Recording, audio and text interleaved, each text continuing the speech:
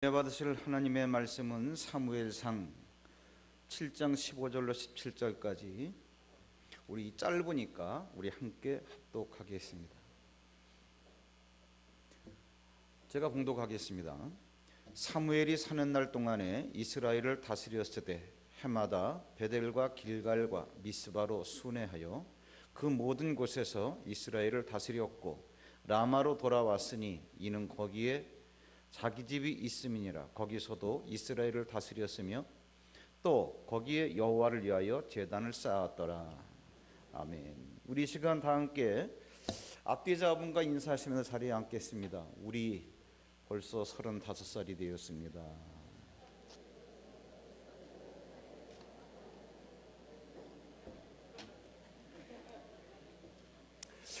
이런 인사가 저희 교회에서는 굉장히 자연스러울 거예요. 왜 그러냐 하면 교회라고 하는 것은 보여지는 건물이 아니고 이건 예배당이고요. 사람이 교회니까. 그래서 하나님께서 저희 교회를 세우셨다. 물론 예배당이지만 35주년 기념예배 드리면서 교회 나이가 35살 됐으면 우리 나이가 35살 된 거예요. 7월 한 달 동안, 아니야 10월 한 달 동안 설교를 하면서 미스바로 모이자 한 번만 하려고 그랬는데 하다 보니까 1, 2, 3 오늘은 이제 4번 마지막이 될 것 같아요. 오늘은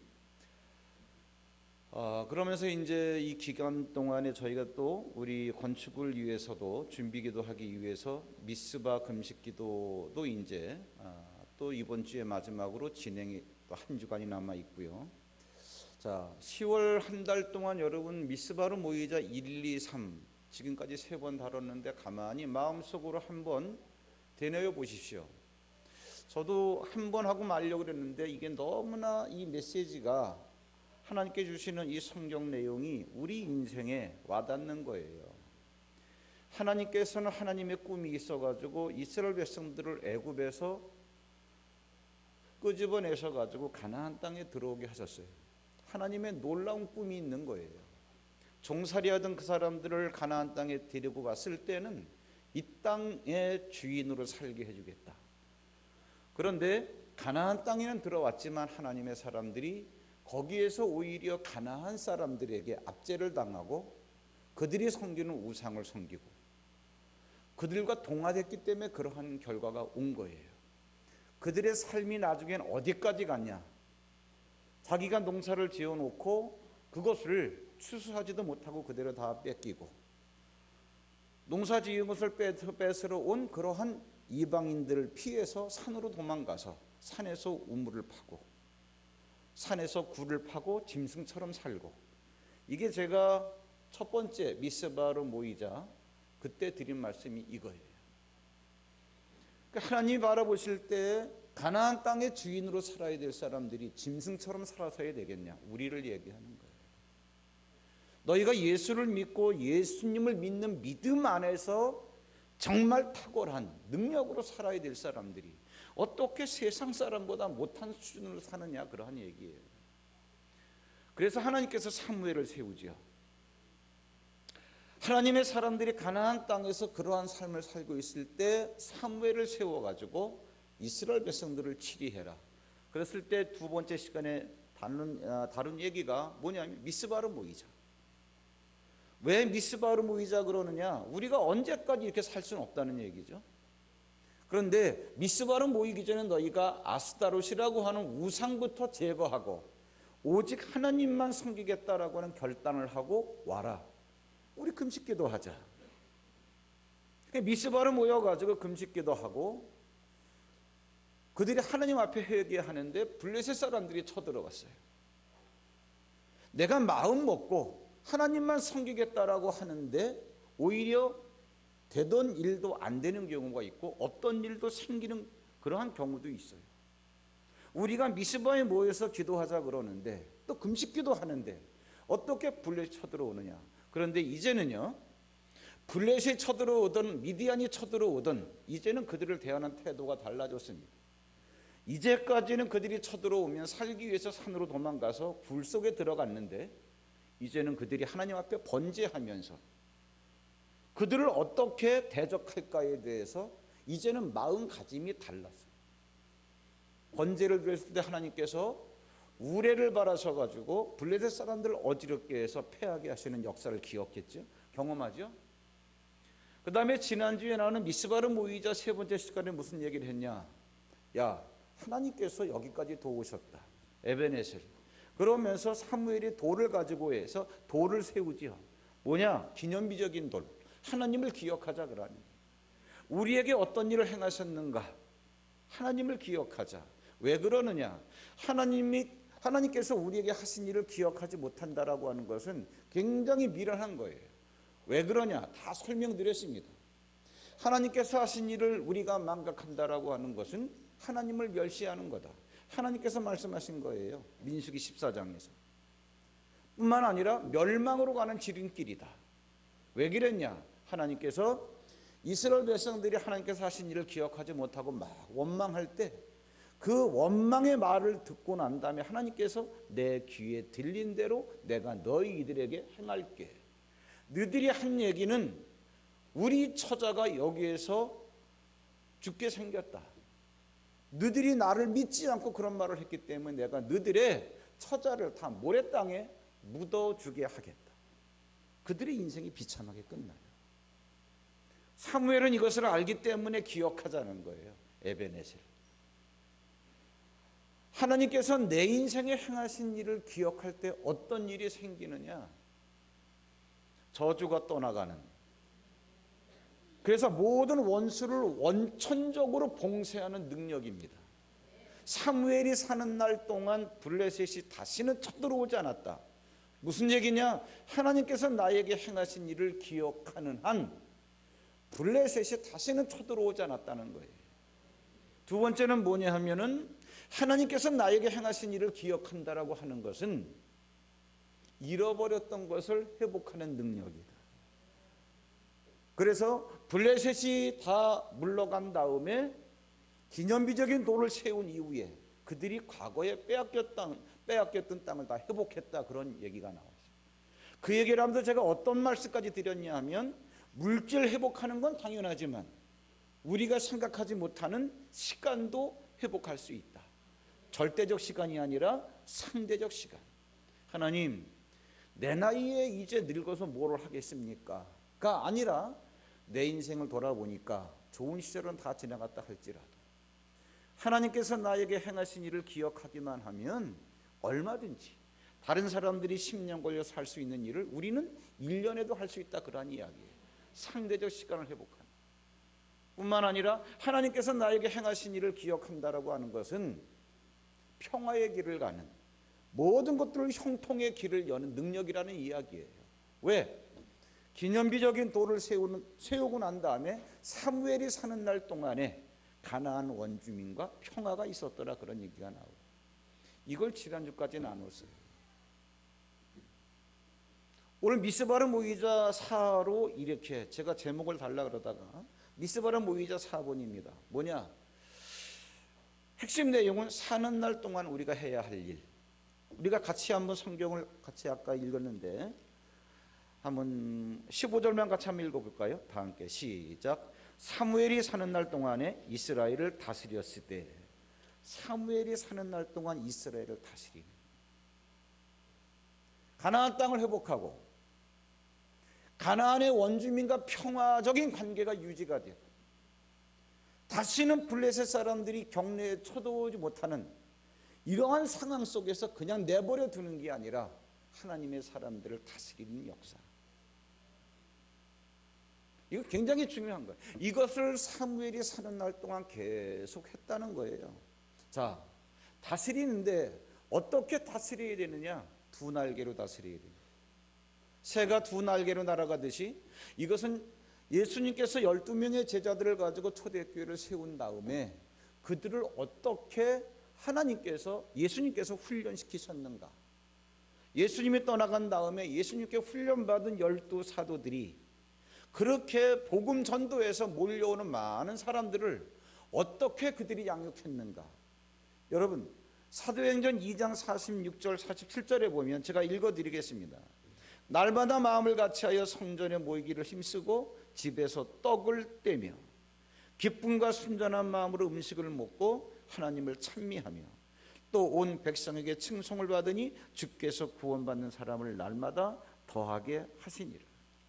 소그룹이라고 하는 것은요, 절대로 포기할 수가 없는 거예요.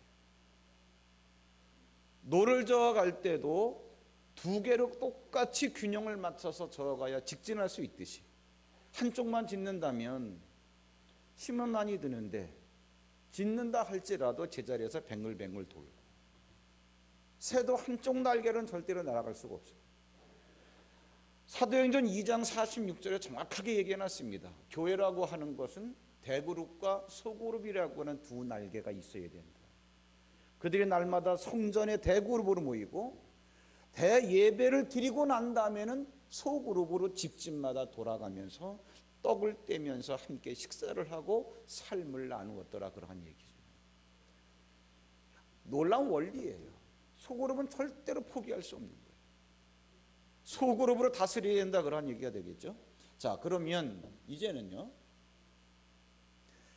사무엘이 블레셋을 쫓아내고 다시는 블레셋이 쳐들어오는 안정된 그러한 분위기가 만들어졌습니다. 그리고 원주민과 평화적인 관계도 형성이 됐어요. 그렇다고 해서 그대로 나태하게 주저물러 앉아 있는 게 아니라 다스렸다는 얘기예요.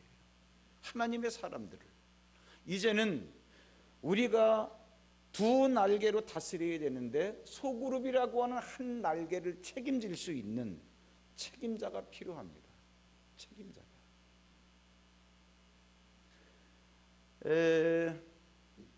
소그룹을 다스리는 그러한 책임자라고 한다면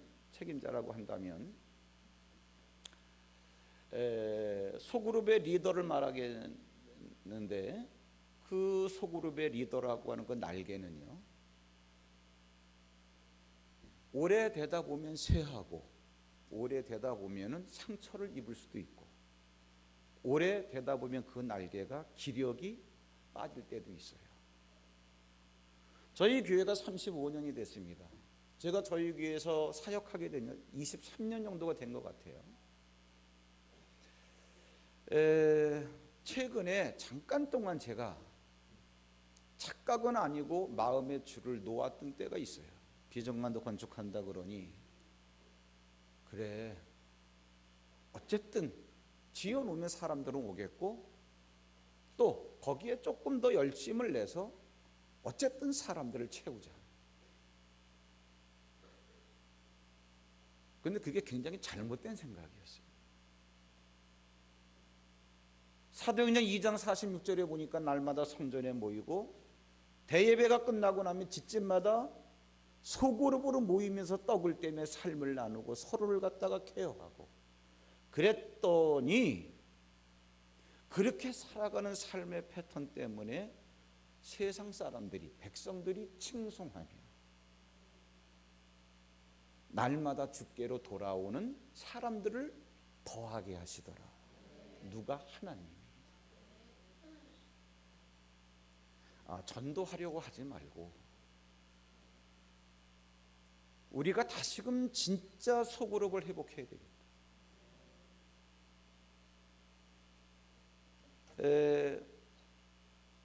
옛날에 제가 왜 이러한 미련을 못 버리느냐 하면은 소그룹에 대한 나름대로의 그러한 추억들이 많아요. 제가 훈련을 시켰고 또 훈련받는 사람들 사이에서 되어지는 이야기들, 그래서 훈련받는 사람들 열댓 명하고 이렇게 봉고차를 타고 이렇게 어디 갔다 오는데 그 멤버들 가운데는 우리 교회에 새 가족으로 들어왔다가 양육을 받아서 그 사람이 리더가 돼서 결국은 자기를 양육해준 그 사람도 리더가 되고 그 사람에게 양육받은 사람도 리더가 돼서 같은 사역을 하면서 같은 봉고차에 타고 어디 좀 갔다가 오는데, 제가 운전을 했는데 아마 운전이 과해서 그랬는지 아니면은 봉고차 안이 좀 더워서 그랬는지 거의 다 와가지고 한 사람이 오버히트를 하려고 했어요. 봉고차에는 무슨 뭐 검은 비닐로 뭐 이런 봉지 이런 게 준비가 안 됐었으니까 다급하니까 차에다가 오버헤트하게 내버려 둘 수는 없고 그 사람을 양육한 리더가 손을 갖다 대죠. 그런 거를 보면서 이 양육의 힘이 이렇게 무서운 거구나. 그러면서 이제 저에겐 또 나름대로의 애증이 있어요. 이게 우리 교회의 그림이고 이것이 우리 교회의 모습인데 이게 다 어디에 갔지? 쳐다보면서 인사는 하지만 과연 마음이 통하고 있을까? 힘들고 어려운 사람들의 이야기를 주고받고 소통하지만 정말 마음이 통하고 있을까? 이거는 포기할 수 없는 거예요. 우리가 그런 때도 있었는데 이게 원래 우리 교회의 그림인데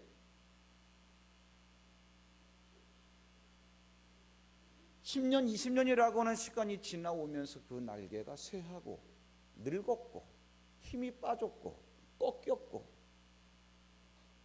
근데 여러분, 그래서 꺾이고 쇠하고 늙은 날개 때문에 제가 나름대로 속에 화가 좀 나는 그러한 때도 있었어요. 그런데 주님께서 그러는 게 아니라는 거예요. 베드로가 예수님을 처음 만났을 때 주님이 나를 따라오너라, 그 콜링 때문에 베드로는 배와 그물을 버리고 주님을 따라갔어요. 제가 저희 교회에서 사역할 사람들을 모집을 할 때 제가 과찬하는 게 아니고 정말 배와 그물을 버리고 주님을 따라서 떠났던 베드로 정도의 결단력이었다고 저는 봅니다. 왜? 굉장했거든요. 그때 훈련이라고 하는 것, 제가 요구하는 것도 상상 이상을 요구했고 우리가 수용을 했어요. 베드로가 배와 그물을 버리고 요한 같은 경우는 자기 부친까지 버리고 주님을 따라 떠났어요. 3년 동안 동고동락했습니다. 그리고 주님은 십자가 달려 돌아가셨어요. 십자가 달려 돌아가시고 난 다음에 제자들만 덩그러니 남아있을 때 가룟 유다는 자살을 했고 11명이 두려워가지고 밖에 나오질 못했습니다. 두려워 벌벌 떨고 있는데 부활하신 주님이 그들을 찾아오셨어요. 두려워 떨 때는 떨었다 할지라도 주님이 부활하셔서 찾아오셨다라고 한다면, 야, 진짜구나, 부활이. 주님의 영생은 정말이네. 우리가 잠깐 두려워 떨었지만 야, 다시 한번 해보자라고 의기투합해가지고 그들이 밖으로 나가야 되는데, 베드로는 부활하신 주님을 만나고 나서도 나는 다시 물고기를 잡으러 가노라, 그 말 듣고 나머지 멤버들도 다 물고기를 잡으러 갈릴리로 갔어요. 우리가 그럴 수 있습니다.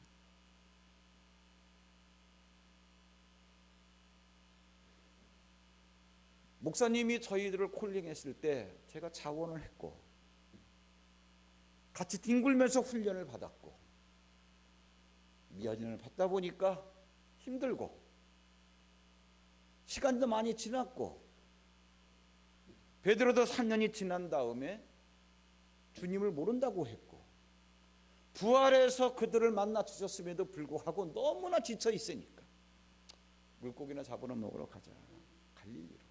우리가 그럴 수 있어요. 물고기 잡으러 간 그 갈릴리에 예수님이 또 찾아가셨습니다. 베드로를 앉혀놓고 네가 날 사랑하니? 예, 그렇습니다. 사랑하는 마음에 한 부분 남아 있습니다.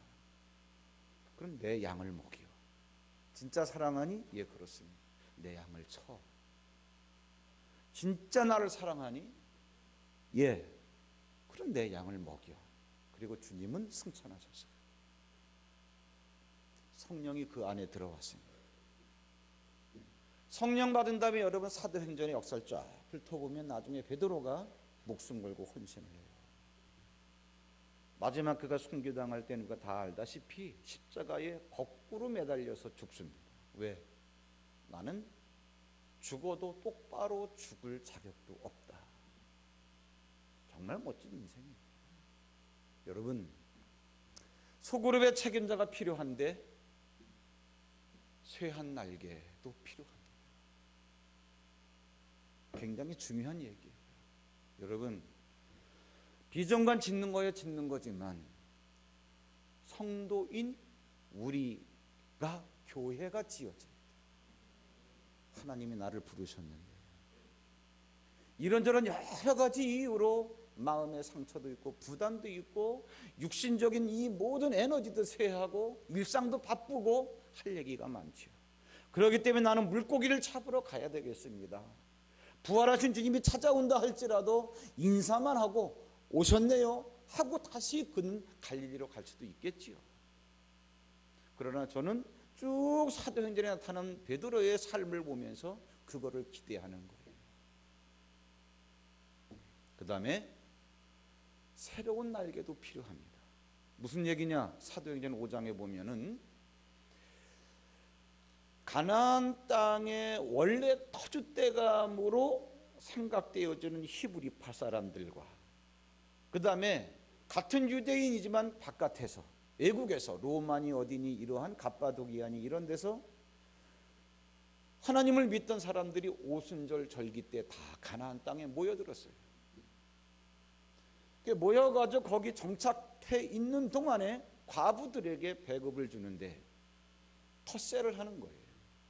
원래 그 이스라엘 땅에서 계속 살아왔던 히브리파 과부들에게 더 많은 쌀을 배급을 주고 객지에서 온 과부들에게는 푸대접을 하는 거예요. 이것 때문에 같은 유대인들끼리 교회에서, 다시 말하면 교회에서 갈등이 생긴 거예요. 이럴 때 사도들이 그렇게 얘기합니다. 야, 우리가 쌀 배급을 줄 게 아니라 쌀 배급을 줄 수 있는 집사 7명을 택하라. 우리는 말씀 전하는 것과 우리는 기도하는 거에 전무하겠다. 알았습니다.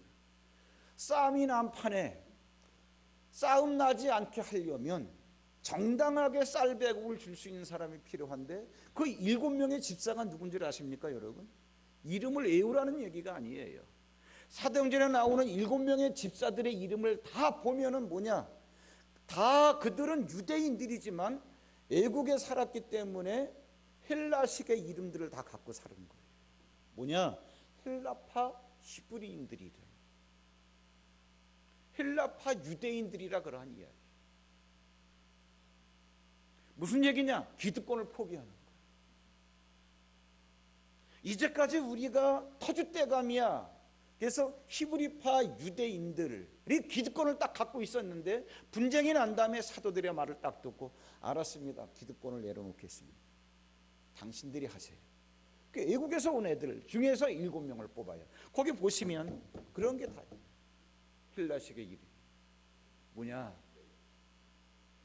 기도하면서 지금 그래서 이제 우리 장로님 팀들하고도 얘기도 나눠보고 목자 팀들하고도 얘기도 나눠보고 이제 좀 있으면 이제 조목자들하고도 다시 이제 논의를 하고 토의를 해서 우리 교회가 어떻게 틀을 만들어서 정말 예배당의 공간만 채우자가 아니라 소그룹이 생동감 있게 돌아갈 수 있는 틀을 잡을까?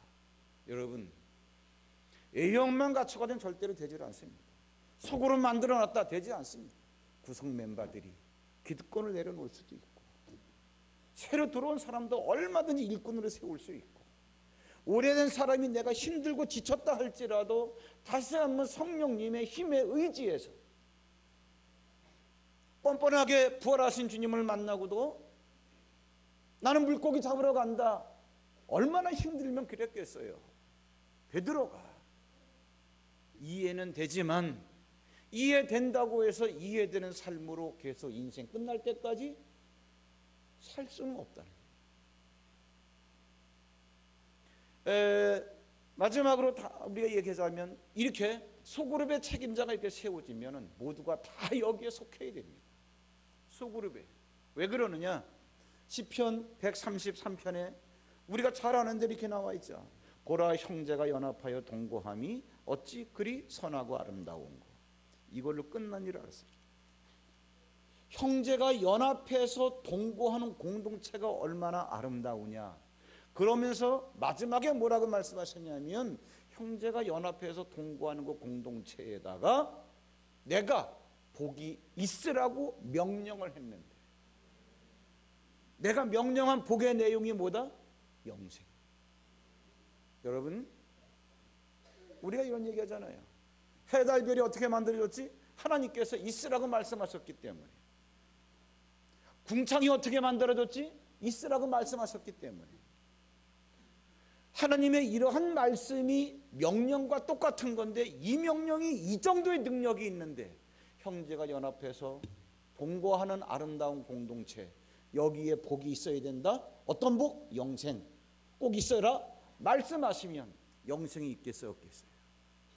우리가 정직한 마음으로 말씀을 받아들입니다.